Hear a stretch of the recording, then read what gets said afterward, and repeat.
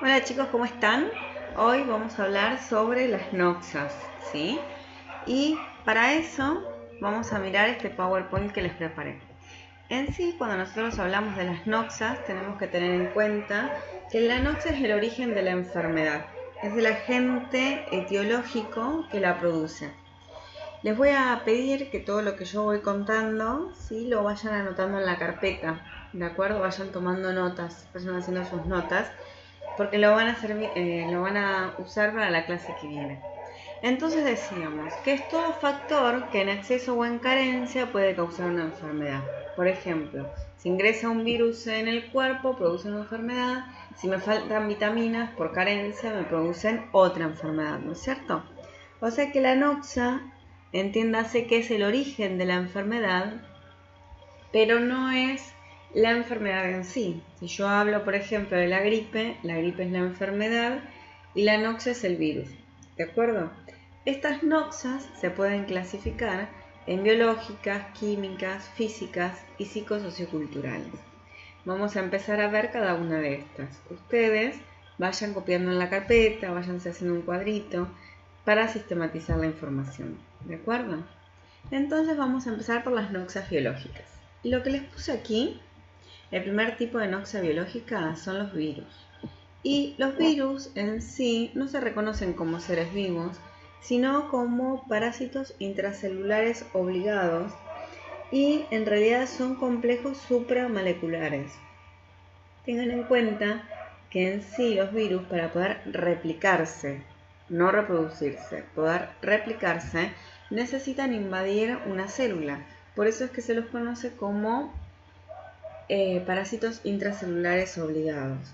Fíjense las formas distintas que tienen, ¿sí? Este es el de la viruela, este es el del HPV y este es el de la gripe.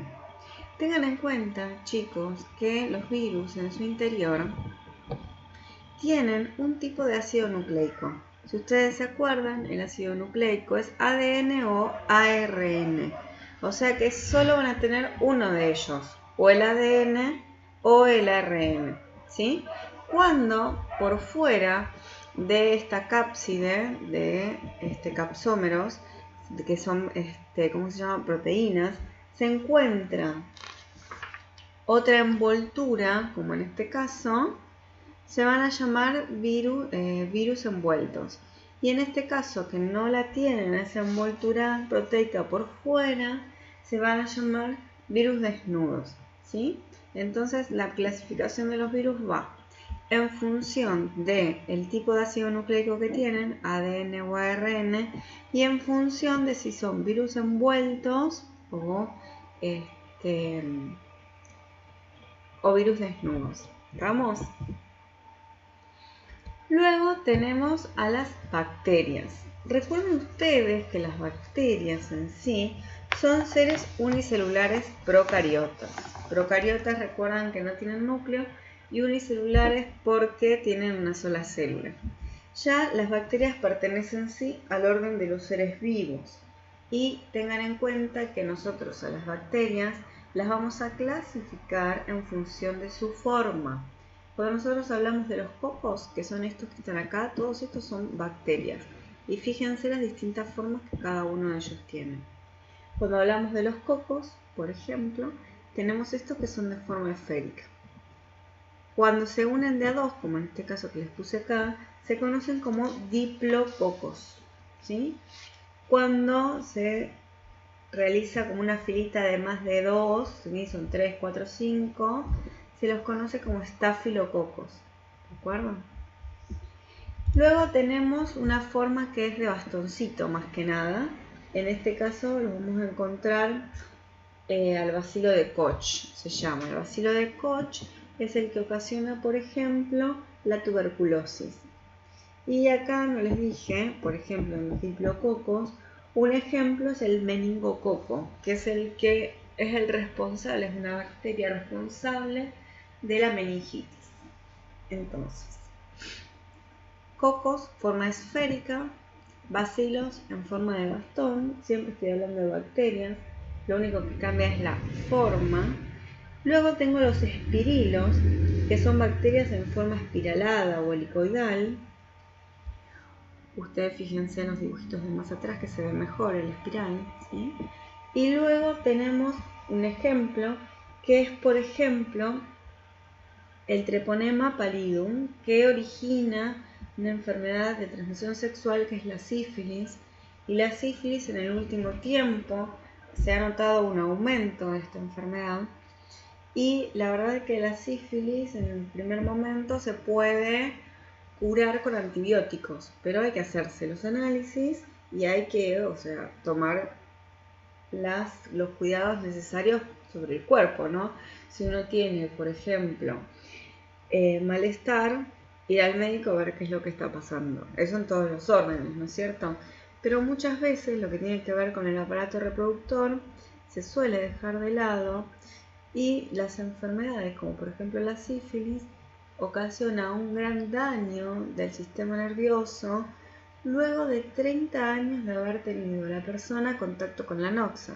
Entonces fíjense ustedes si no es importantísimo cuidarse, porque justamente si una persona adquiere la enfermedad por tener relaciones sexuales sin cuidado, o sea, sin uso de preservativo, y adquiere la enfermedad, puede sanarse mediante el uso de antibióticos, ¿sí? Y si no lo hace, la verdad que los efectos en el aparato reproductor no van a existir por siempre, o sea, la molestia en el aparato reproductor se va, pero la bacteria queda en el cuerpo. Y luego ocasiona otros daños, que se ven años después. Luego tenemos los vibriones, que son bacterias en forma similar a un bastón, pero más cortito y curvado, ¿sí? Son como unas comas.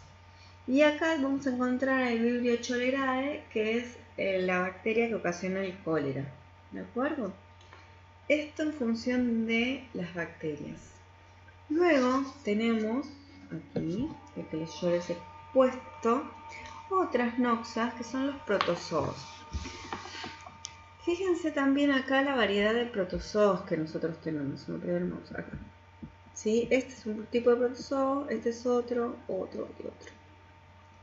Los flagelados, chicos, que son estos, se los conoce flagelados por esta estructura que les estoy mostrando ahora.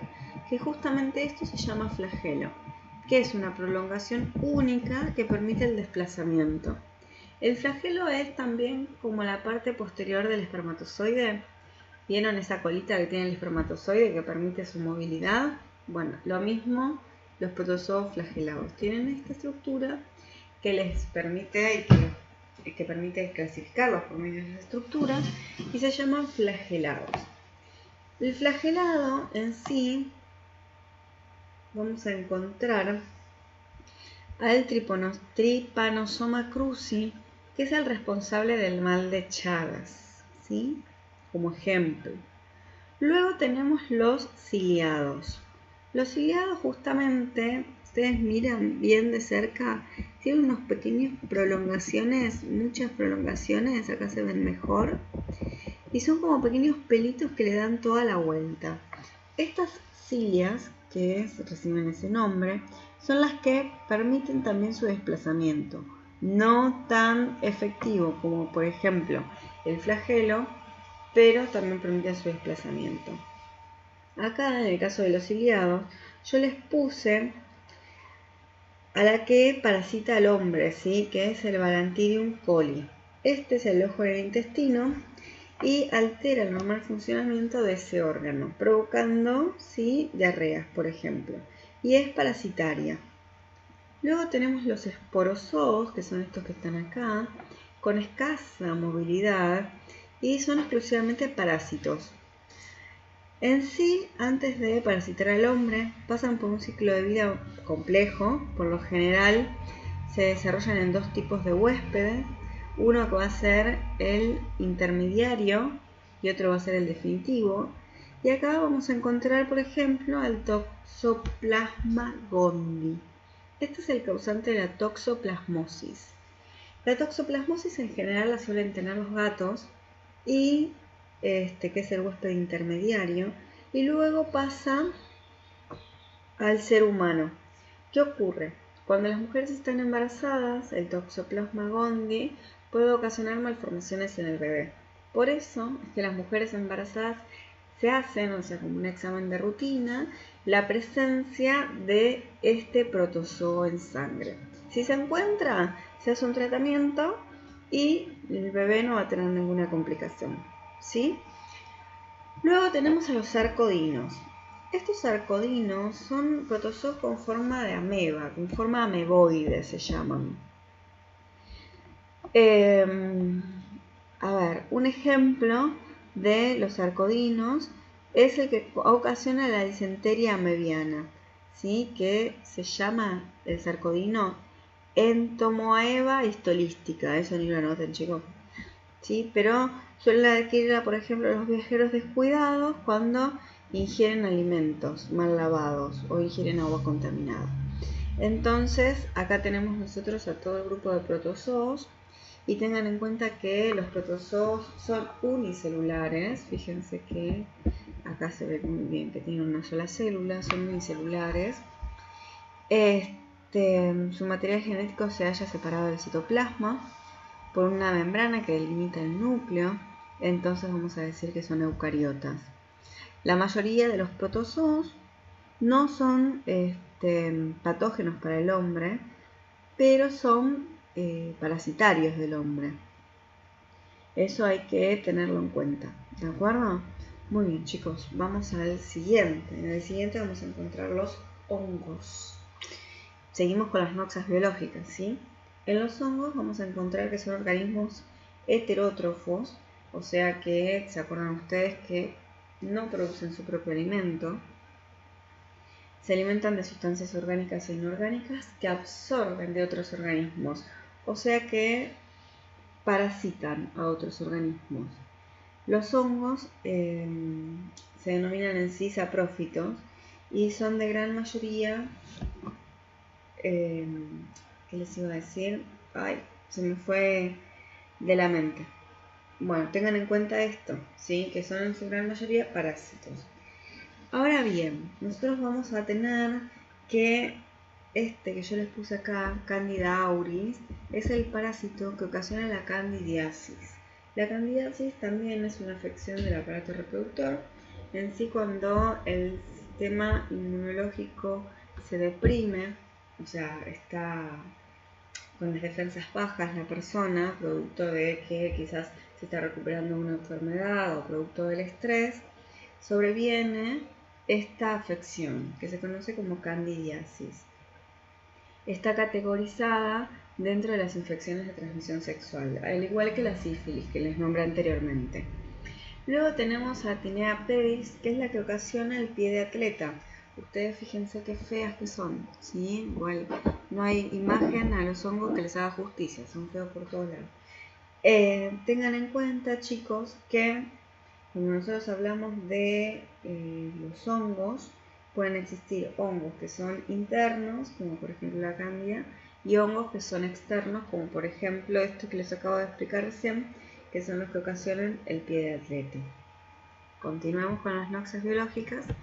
Acá tenemos a los animales, que en sí los denomino, los van a encontrar como metazoos. Los metazoos ya hablamos de animales pluricelulares, ¿de acuerdo? Células eucariotas, desde luego. Parasitan al hombre y entre ellos vamos a encontrar, por ejemplo, los insectos, los gusanos planos, los gusanos cilíndricos. Y lo que tenemos que tener en cuenta es la primera gran clasificación, que son ectoparásitos, parásitos externos, como por ejemplo los piojos. ¿Alguna vez habían visto un piojo con tanto detalle? Fíjense cómo es. Los ectoparásitos y los endoparásitos, que son parásitos internos, ¿sí? Cuando hablamos de los ectoparásitos, y acá tenemos los piojos, que ocasionan la pediculosis, pero también tenemos, por ejemplo, la ladilla pelviana, ¿sí? Y también tenemos al ácaro, que ocasiona la sarna. Esos son externos. Luego tenemos los endoparásitos, y cuando hablamos de los endoparásitos, tenemos a los platelmintos, que estos platelmintos corresponden a los endoparásitos, ¿sí? Son los gusanos planos. Este que está acá es el que ocasiona el responsable de la lombriz solitaria. Y luego tenemos a los nematodos, que los nematodos, por ejemplo, tenemos uno que se conoce como Ascaris lumbricoides, que es la que se localiza en el intestino delgado del huésped y se alimenta de lo que contiene y provoca una enfermedad que se llama ascariasis. Después tenemos también eso déjenlo porque si no se van a hacer mucho lío. ¿Cuál es la característica de los nematodos? Es que son gusanos cilíndricos, fíjense la diferencia con el anterior, y no tienen segmentación. ¿Vieron las lombrices que tienen esos segmentos de partecitas iguales como anillos que se repiten? Bueno, los nematodos en este caso no los tienen, ¿de acuerdo? A ver si me voy a decirles algo más sobre los nematodos y los gusanos endoparásitos. Nada más. Sigamos al que viene, noxas químicas. Y acá les puse varios ejemplos de noxas químicas, porque siempre hacemos referencia cuando hablamos de las noxas químicas como pareciera a lo mismo. Cuando nosotros hablamos de estas noxas químicas, tenemos que tener en cuenta que es la incorporación de sustancias tóxicas que pueden ocurrir en forma accidental. Por ejemplo, no sé, al consumir monóxido de carbono. Tener en cuenta, chicos, acá yo les puse, por ejemplo, el alacrán, ¿sí? El alacrán que es venenoso y sus sustancias químicas pueden ocasionar la muerte de la persona. Acá les puse las emisiones por parte de las industrias. También son noxas químicas. Después acá les puse los venenos de estas víboras. Esta es el coral, ¿sí? Que está acá. Son las que están en nuestro país, ¿sí? Son venenosas. Coral, esta es cascabel, acá tiene cascabel, y acá tenemos la yarara. Estas tres existen en nuestro país, son venenosas y pueden ocasionar la muerte de la persona. Luego acá yo les puse el plomo, porque vieron las casas viejas, están constituidas por las cañerías con plomo, y con el correr de los años el plomo libera una sustancia que ocasiona una enfermedad, que se llama, se me fue de la mente en este momento, sí, se me fue de la mente total. Bueno, tengan en cuenta que la noxa es en sí el plomo, ¿de acuerdo? De las noxas químicas no tengo nada más que decir. Y luego pasamos a las noxas físicas, lo mismo. Siempre pensamos en noxas físicas cuando hablamos del golpe. Esto que tengo acá, un golpe. ¿Sí? Pero noxa química, chicos, también son los rayos X cuando me voy a sacar una radiografía. Por eso cuando me voy a sacar una radiografía, el técnico en rayos X, además de estar cubierto y protegido por todo esto que les muestro acá, me pregunta si estoy embarazada. Si estoy embarazada, no puedo sacarme una radiografía. Esto lo tienen que saber tanto los varones, que el día de mañana quizás vayan a tener hijos, para avisarles a sus esposas, mujeres o novias que no se hagan radiografías si están embarazadas, y tanto las chicas para tener la precaución. Estos rayos X pueden ocasionar malformaciones congénitas en el bebé, ¿de acuerdo? Luego tenemos la exposición a los rayos ultravioletas, las quemaduras. Eso también es una noxa física. Luego también tenemos la diferencia de presión que existe, que puede ocasionar que haya se formen trombos en la sangre, y eso se conoce como el mal de los buceadores, ¿sí? Luego tenemos la exposición a la electricidad.